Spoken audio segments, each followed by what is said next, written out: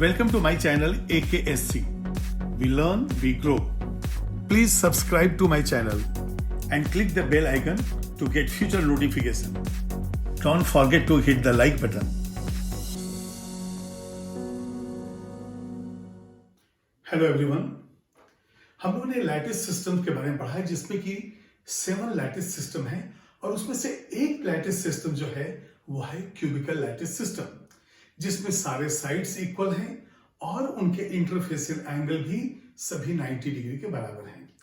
अब ये cubicle lattice system के अंदर 3 क्रिस्टल लैटिस हैं, simple cubic, body centred cube और एफसीसी, जिसको हम लिखते हैं एससी, पीसीसी, एफसीसी। अब इन क्रिस्टल्स में यूनिट सेल का कितना वॉल्यूम है और उसके अंदर पैकिंग यूनिट्स का कितना हुआ, उससे हम निकालते हैं पैकिंग फ्रैक्शन। पैकिंग फ्रैक्शन का मतलब हो गया कि यूनिट सेल का कितना है वॉल्यूम और उसमें कितना यूनिट जो वॉल्यूम जो है कितना वॉल्यूम जो है यूनिट्स के कंट्रीब्यूटेड है, उसका जो हम प्रपोर्शन निकालेंगे वो होगा पैकिंग फ्रैक्शन।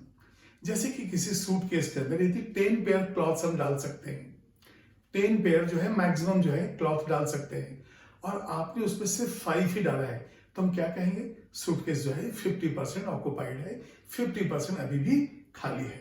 तो हमें वही देखना है कि जो यूनिट सेल सिंपल क्यूबिक है, बॉडी सेंटर्ड क्यूब है, फेस सेंटर्ड क्यूब है, तो उसमें यूनिट सेल का वॉल्यूम कितना है और जो यूनिट्स हैं उनको हम काउंट करेंगे, उनके वॉल्यूम निकालेंगे। तो volume of the unit divided by volume of the unit cell, ये हमारा होता है पैकिंग फ्रैक्शन। अब इसको आप 100 से मल्टीप्लाई कर दीजिए तो जो पैकिंग एफिशिएंसी है वो परसेंटेज में आ जाएगा। तो एक फ्रैक्शन में भी आंसर आएगा, एक परसेंटेज में भी। तो चलिए आज मैं पहले लेता हूं सिंपल क्यूबिक यूनिट सेल। अब ये देखिए, सिंपल क्यूबिक यूनिट सेल में हमारे पास क्या क्या होता है। एक इस तरह से जो है एक क्यूब होगा, ये देखिए यहां से हमने यहाँ पे क्यूब को ड्रॉ किया। और सिंपल क्यूबिक क्या कहता है कि यूनिट्स कहां पे हैं, कॉर्नर्स पे हैं। यूनिट्स जो है कहां पे हैं, कॉर्नर्स पे हैं। तो इसके लिए सबसे पहले कंडीशन तो हो गया कि a is equal to B is equal to C. Cube है, सॉल्व, पूरे जो है साइड्स जो है इक्वल होंगे और जो एंगल है alpha is equal to beta is equal to gamma, ये होता है 90 डिग्री। अब ये देखिए, ये है a, ये भी है a, ये भी है a, तो a b c सारा जो है इक्वल है, तो ये हो गया। यदि मान लीजिए ये एंगल अल्फा है, ये बीटा है, नीचे ये गामा है, तो सारे 90 डिग्री, तो क्यूब, तभी तो हम कहेंगे इसको। अब यहाँ पे सिंपल क्यूबिक में हम क्या कहते हैं, यूनिट जो है ओनली कॉर्नर्स पे होते हैं। तो यहाँ पे मैं लिखूंगा इन सिंपल क्यूबिक, यहाँ पे मैं डाल देता हूं abbreviation simple cubic. In simple cubic units are only at 8 corners. भाई 8 कॉर्नर्स हैं तो यूनिट्स वहां पे होंगे। अब देखिए लैटिस पॉइंट्स का मतलब उस कॉर्नर पे एक डॉट बना दीजिए। एक्चुअल यूनिट तो अलग होगा लेकिन हम डॉट उसके पोजीशन बता रहे हैं। तो ये देखिए हमने यहाँ पे ये ले लिया यूनिट्स। अब ये पूरे 8 कॉर्नर जो हैं उसके ऊपर यूनिट है, कोई और दूसरा अरेंजमेंट नहीं है, इसलिए जो है ये कहलाएगा सिंपल क्यूबिक। ठीक है। अब ये देखिए, ये जो यूनिट है, ये देखिए, ये 1 2 3 4 और 4 ऊपर में 8 क्यूब में डिवाइडेड है। इसका मतलब इस यूनिट सेल के हिस्से में कितना है, 1/8। तो ये सिर्फ 1/8 जो है यहाँ पे कंट्रीब्यूट हुआ है। यदि 1/8 कंट्रीब्यूट है तो total number of unit cell, तो यहाँ पे पहले मैं लूंगा नंबर ऑफ लैटिस पॉइंट्स, क्योंकि कई बार आप कंफ्यूज हो जाते हैं कि लैटिस पॉइंट्स को हम क्या कहेंगे और यूनिट्स कंट्रीब्यूटेड। लैटिस पॉइंट्स का मतलब है कितने जगह पे यूनिट है, तो टोटल 8 जगह पे, 8 कॉर्नर्स पे, तो नंबर ऑफ लैटिस पॉइंट्स हो गया 8। अब यूनिट्स कंट्रीब्यूटेड, भाई हमारे हिस्से में कितना है, क्योंकि ये तो 8 लोगों की प्रॉपर्टी है, तो इस यूनिट सेल का तो 1/8 है, तो ये हो जाएगा 1/8 इंटू 8 इज इक्वल टू 1। ये बिल्कुल क्लियर है। तो ये 1 यूनिट जो है हमारे पास अवेलेबल है, तो हमें क्या करना है, वॉल्यूम ऑफ द यूनिट निकालना है divided by volume of the unit cell. तो सबसे पहले हम देखेंगे वॉल्यूम ऑफ 1 यूनिट, ये कितना हो जाएगा 4/3 पाई आर क्यूब। बिकॉज हम परफेक्टली स्फेरिकल यूनिट लेते हैं तो एक यूनिट हो, तो अब एक काम करेंगे, ये ऐसा है इक्वल टू 1 इंटू, ये हो गया ऐसा, कई जगह 2 यूनिट्स आएंगे, कई जगह 4 यूनिट्स आएंगे, तो 4/3 पाई आर क्यूब में हम मल्टीप्लाई कर देंगे, तो ये हो गया 4/3 पाई आर क्यूब। ठीक है, अब इसका जो वॉल्यूम है यूनिट सेल का, ये तो क्यूब है, तो ए क्यूब हो जाएगा, तो यहां पे लिखेंगे वॉल्यूम ऑफ यूनिट सेल, ये हो गया ए क्यूब। अब देखिए ए एंड आर के बीच में हमें रिलेशन निकालना जरूरी है।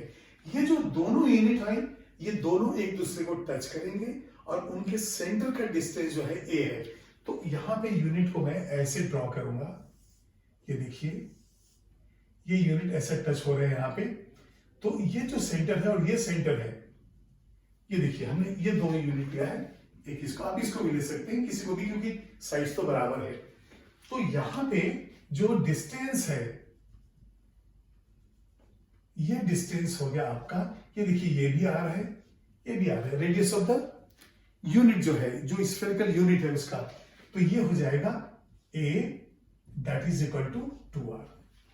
ये a है क्योंकि साइड a है।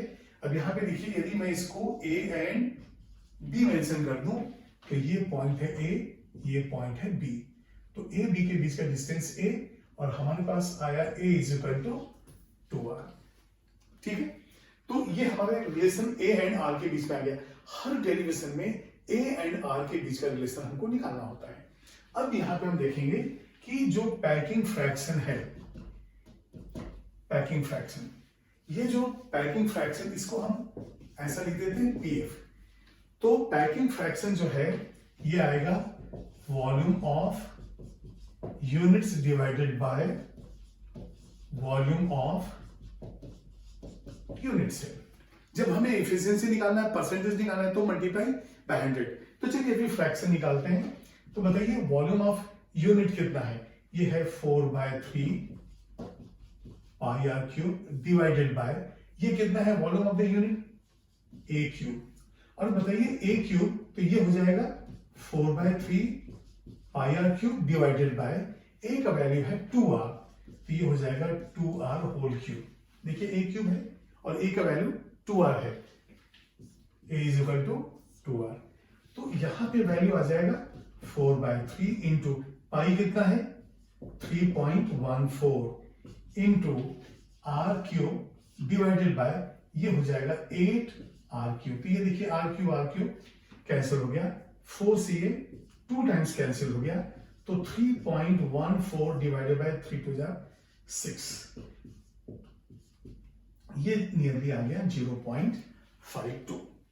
इसका मतलब हो गया कि पैकिंग फ्रैक्शन जो है वो 0.52 है, या फिर हम कह सकते हैं पैकिंग एफिशिएंसी 52% है।